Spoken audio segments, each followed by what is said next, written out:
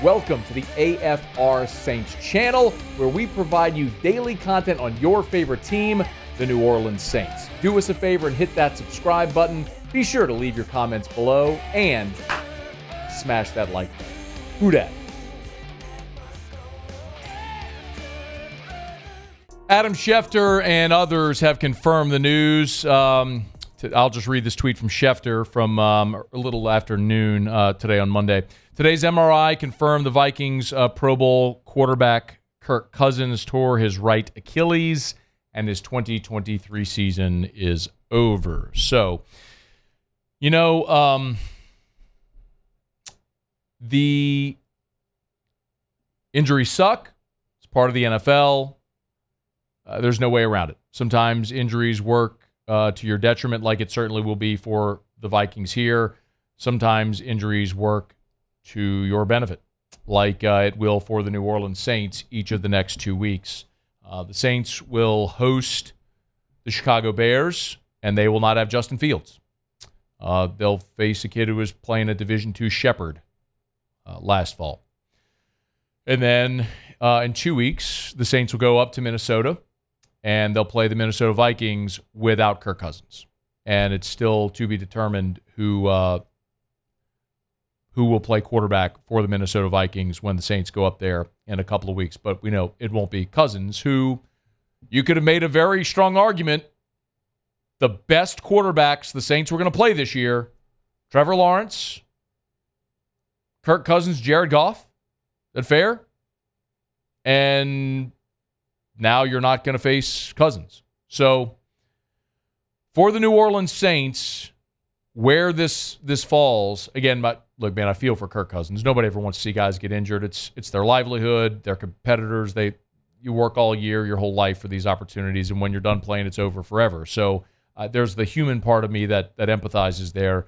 As a Saints fan, you can't help but look at the competitive nature of what this means, and it means the Saints are probably a road favorite in Minnesota. No Kirk Cousins, no Justin Jefferson, who's on IR. So, yeah, I mean, if you're a Saint fan, the New Orleans Saints catch a huge break here.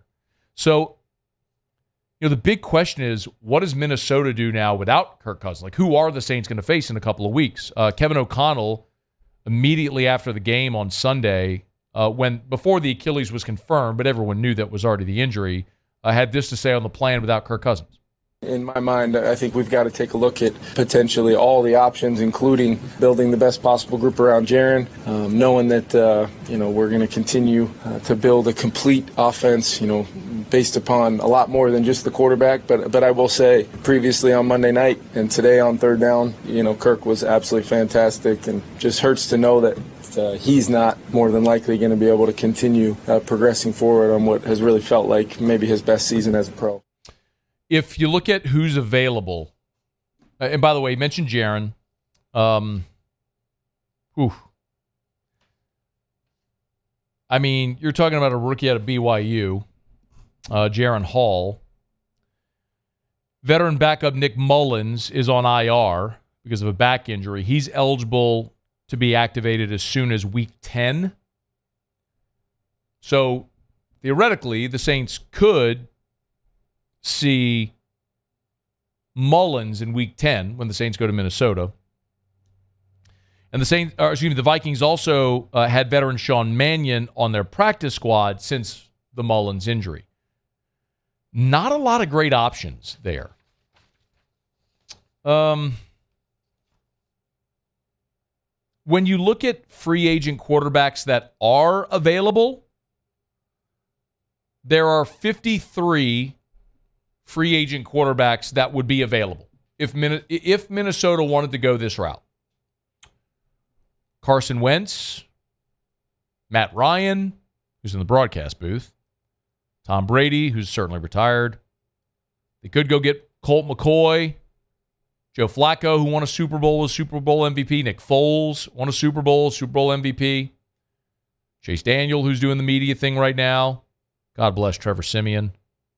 Jeff Driscoll, Brett Rippon, Will Grier. You get the point here. It's not like there's a lot of options there. Okay. So your only other option, if you're Minnesota, is to go trade for a quarterback. And the name that's being bandied about the most is Jameis Winston. I don't know that I necessarily believe Minnesota is going to go sign a free agent quarterback. I think perhaps the most obvious reason is how in the world can you realistically bring a quarterback into a new system mid-season and expect them to sprint? It's just not realistic. I mean, think about it. Quarterbacks spend, just look at New Orleans with Carr. You bring in Derek Carr, you got OTAs and mini camp and training camp and the preseason, all this time, and they're still lacking fluidity on offense here in week 8. Now, they look really good this past week. Best they've looked so far.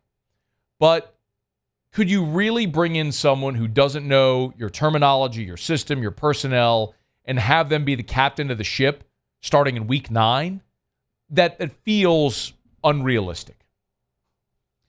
Which is why there's obviously tremendous value in having a really good backup quarterback. It's why the Saints were willing to invest in Jameis Winston, what they were willing to invest, because you've got a quarterback that's started more than 50 games in his NFL career and is a really good option if something should happen to Derek Carr. So that's part of this, is if you're the Saints and you're thinking, should we trade Jameis?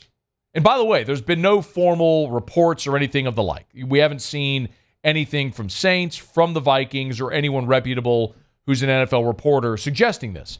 I'm just throwing out the most obvious name of a guy who has more than 50 starts in his NFL career and has a 5,000-yard passing season and has been really good at times. If you're just looking at financially what this would do, for me, let me give you this opinion first and foremost. Should the Saints trade Jameis Winston to Minnesota? Yes.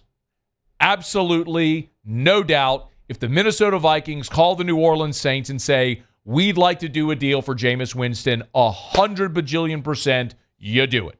There is not even a second thought in my mind. You have Jameis Winston on a 1-year deal.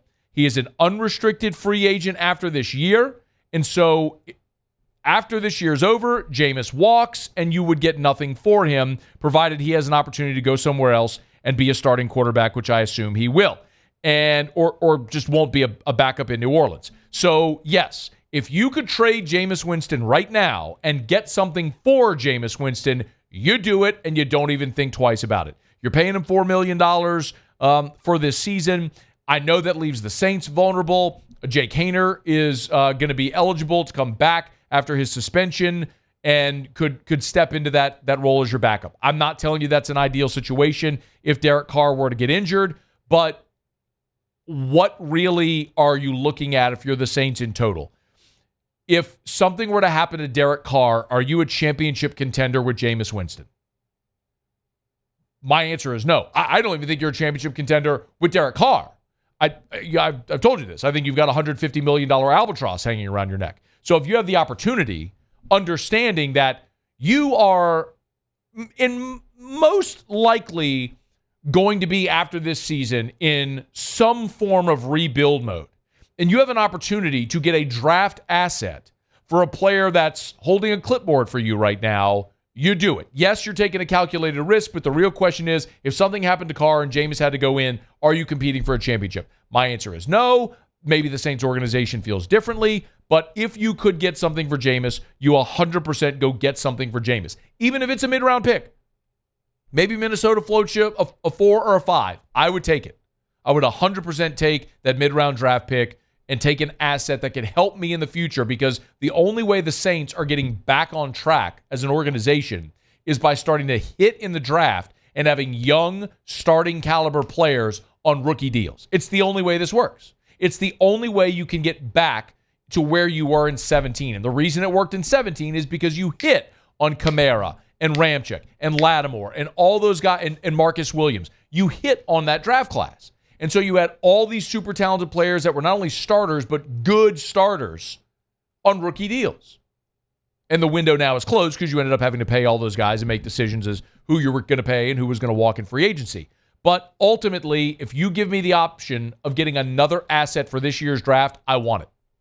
Give me draft picks because that's my only way out of the mess I'm in if I'm the New Orleans Saints. Now, I don't think that's going to happen. Another thing to keep in mind also is the Saints play the Vikings in 2 weeks. So do you really want to send your backup, who knows your team, your offense, your personnel, your signs, your everything, send them to Minnesota, who you got to play in Minnesota in 2 weeks? That's probably not a great option for that game in particular. But again, it comes back to what is your viewpoint organizationally? Do you really think you're competing this year to win a championship? I do not. I'm sure the Saints think they do, or they are. If you're not, what assets can you get at the trade deadline? And for a team like the Vikings, who, again, had a rough start to the season and have been hot of late and gotten themselves back to 500, sound familiar? It would probably make sense if you feel like you can compete to win a bad division. And the NFC North, like the NFC South, is a bad division. Now, the Lions are great, and I don't think that the Vikings are going to catch the Lions, but if you're Minnesota, could you find yourself in a spot where you could be competing for a wild card spot? And that very much feels like it could be feasible for Minnesota. Is Jameis the guy? If Minnesota picks up the phone and makes that call, you 100% make that deal if you're the New Orleans Saints. Now, I don't think that's going to happen for all the reasons that I said. But if the option is there and you're the Saints, you do that deal. Hey, thanks so much for watching. Please leave your comments. I love to interact. And be sure to hit the red subscribe button below.